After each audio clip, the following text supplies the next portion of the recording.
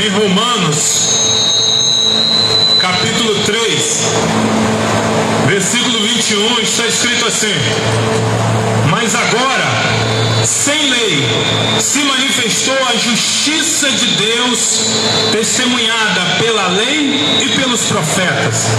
Justiça de Deus mediante a fé em Jesus Cristo, para todos e sobre todos os que creem, porque não há distinção, pois todos pecaram e carecem da glória de Deus, sendo justificados gratuitamente por sua graça, mediante a redenção que há em Cristo Jesus, a quem Deus propôs no seu sangue como propiciação mediante a fé, para manifestar a sua justiça, por ter Deus, na sua tolerância, deixado impunes os pecados anteriormente cometidos, tendo em vista a manifestação da sua justiça no tempo presente, para ele mesmo ser justo e justificador daquele que tem fé em Jesus. O que esse texto que eu acabei de ler para você significa? O que o apóstolo Paulo está dizendo no contexto de Romanos é que a geração dele, como a nossa geração, é uma geração de pecadores. O que o apóstolo Paulo está dizendo no contexto de Romanos é que tanto os judeus que tinham a lei de Deus, que têm a lei de Deus, quanto os gentios, os povos que não são judeus, são pecadores diante de Deus. O que o apóstolo Paulo está dizendo com essa carta, escrevendo para Roma, é que todos nós somos pecadores. Você que está me ouvindo, eu que estou pregando para você, o irmão que acabou de louvar, o texto bíblico está dizendo que nós somos pecadores, que nós estamos debaixo da lei do pecado, da influência, do peso, da carga, das consequências que o pecado traz para as nossas vidas e para a humanidade. O texto que eu acabei de ler é o apóstolo Paulo renovando o entendimento da igreja de Roma, renovando a mentalidade da igreja que se encontrava em Roma, mostrando para Roma que os judeus se achavam orgulhosos de terem a lei de Deus, mas eles estavam debaixo do pecado, porque estavam rejeitando a verdadeira lei de Deus para a salvação que estava sendo oferecida, que era a lei conduzir o homem para a graça de Deus, era a lei conduzir o homem à necessidade da graça de Deus, não o merecimento próprio. O que o apóstolo Paulo estava dizendo para a igreja de Roma, o que o apóstolo Paulo está dizendo para você hoje, por intermédio dos meus lábios, com a leitura da Sagrada Escritura, é que nós somos pecadores, e por sermos pecadores, estamos destituídos da glória de Deus. Não somos merecedores da glória de Deus, não somos merecedores da participação da glória de Deus, não somos merecedores do relacionamento com Deus, não somos merecedores de uma vida com Deus. É isso que o apóstolo Paulo está dizendo, que todos estão encerrados na consequência, no peso que o pecado traz, seja o judeu tendo a lei de Deus, ou seja o homem que não é conhecedor da lei de Deus.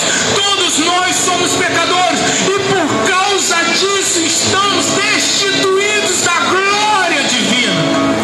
Por sermos pecadores, estamos destituídos de merecimento da bondade de Deus, de merecimento de algo que Deus possa fazer através do nosso merecimento.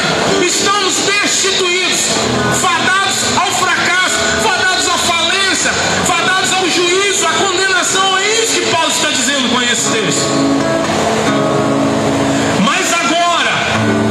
Mas ele tem um mais. Por causa da misericórdia de Deus, existe uma conjunção adversativa, existe um mas, existe um porém. Por causa da misericórdia de Deus, existe um mas. Paulo, ele trata aqui a pecaminosidade humana, ele trata aqui as consequências do pecado na humanidade, ele trata aqui o que nós somos merecedores da parte de Deus, que é a sua ira, mas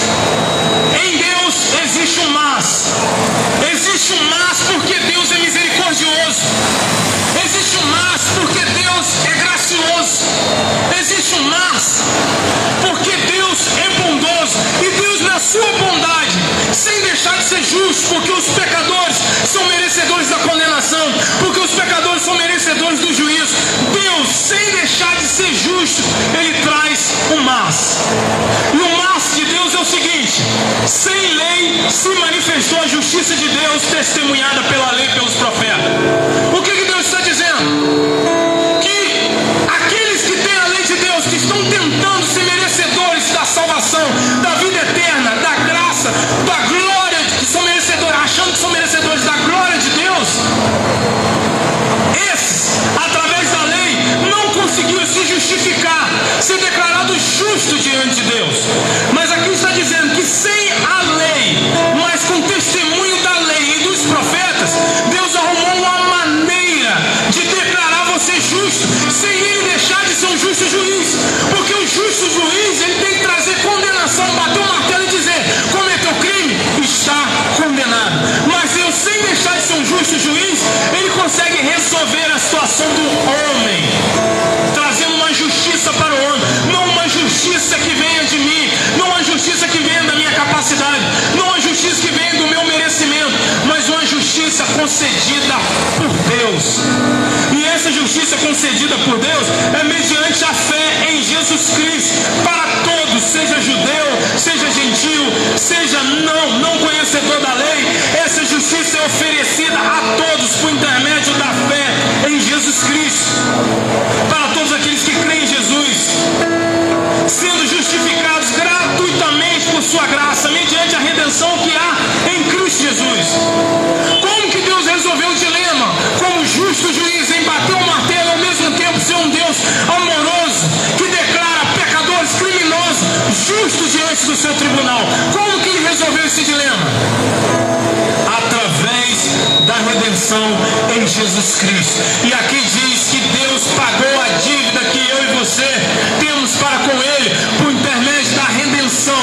O que é redenção? É um preço pago para a libertação do escravo. Nós éramos escravos do pecado, debaixo do jugo do pecado. Deus nos livra da escravidão do pecado, pagou um preço alto por intermédio de Jesus Cristo, para que eu e você hoje gratuitamente venhamos receber a misericórdia, o perdão, a graça e o amor de Deus para com as nossas vidas.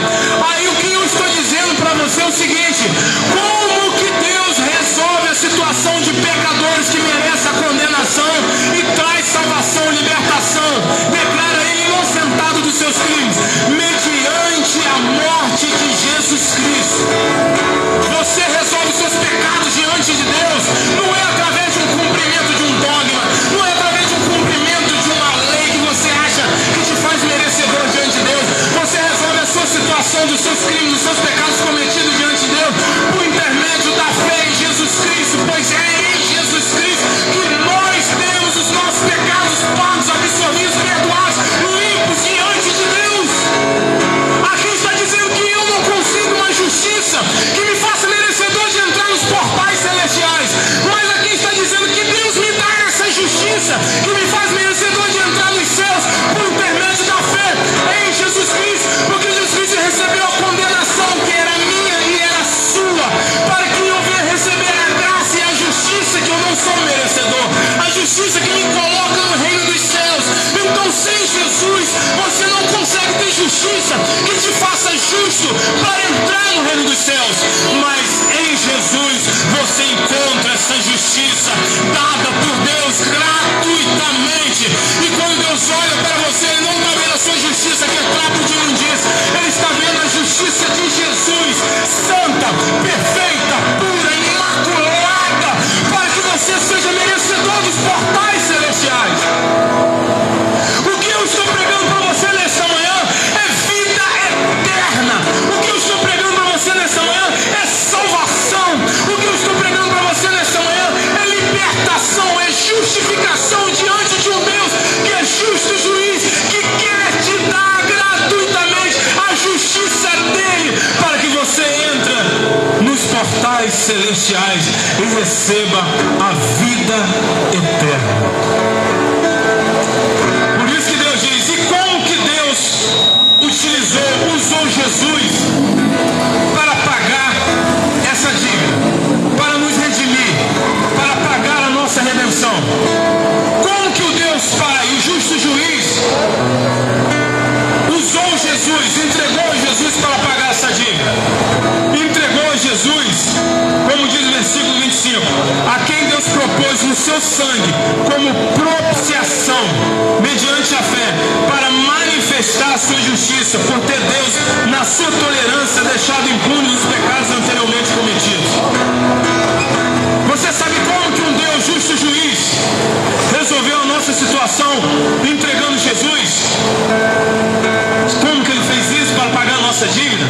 Como propiciação. O que é propiciação? Propiciação fala daquela figura num contexto de sacrifícios. Fala de um lugar propício para apaziguar a ira de Deus.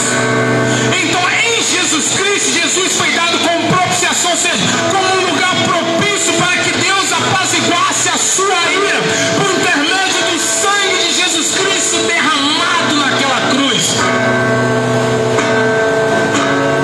Deus, o Criador, o Todo-Poderoso, o Altíssimo, o Justo Juiz, não deu Jesus para que viesse ser um homem moralmente conhecido sobre a terra. Não entregou Jesus para que Jesus viesse ser um curandeiro somente, um curandeiro aqui sobre essa terra. O Deus Justo Juiz não entregou Jesus para que Jesus fosse apenas um filósofo, ou fosse apenas um homem eticamente correto. Não, ele entregou Jesus para que Jesus fosse um lugar propício naquela cruz do Calvário para apaziguar a ira divina. Então Jesus Cristo na cruz do Calvário recebeu a ira de Deus determinada a mim e a você, para que eu e você pudéssemos alcançar a graça, a misericórdia, o amor e o perdão de Deus. Jesus não veio para ser um homem eticamente correto para a sociedade. Jesus veio para ser um sacrifício perfeito, para tirar a ira de Deus que estava direcionada a mim e a você, para que eu e você hoje alcançássemos a misericórdia e o amor divino. O que eu estou falando para você, caminhando para terminar, é que se você quer se ver livre dos seus pecados, dos seus crimes cometidos diante de Deus, não é tentar fazer coisas boas. Porque se um cara foi pego em flagrante, cometeu um assassinato, violentando alguém, aí ele é levado diante de um juiz para ser julgado. Esse juiz olha para esse homem e diz: o que você fez de bom? Eu ajudei 1000 senhoras a atravessar a rua. Eu ajudei 300 pessoas dando sacolão, tá? Mas eu não estou julgando você pelo que você fez de bom.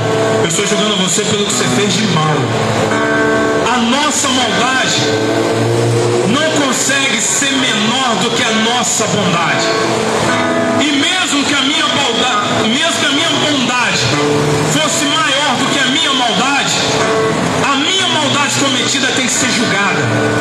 E diante de Deus, todos os nossos atos estão corrompidos pelo pecado, são sujos. Até o que nós fazemos de bom não consegue ser totalmente puro e limpo, isento de injustiça e de pecaminosidade. Então, com isso, nós somos declarados pecadores, criminosos diante de Deus. E a única solução não é eu tentar fazer alguma coisa de bom. Como eu já disse, não irá solucionar. A única coisa que me faz merecedor da salvação é arrependimento dos pecados e fé no sacrifício de Jesus Cristo na cruz do Calvário. Guarda essas palavras no teu coração. Reflita nelas, pois em breve o Senhor Jesus voltará.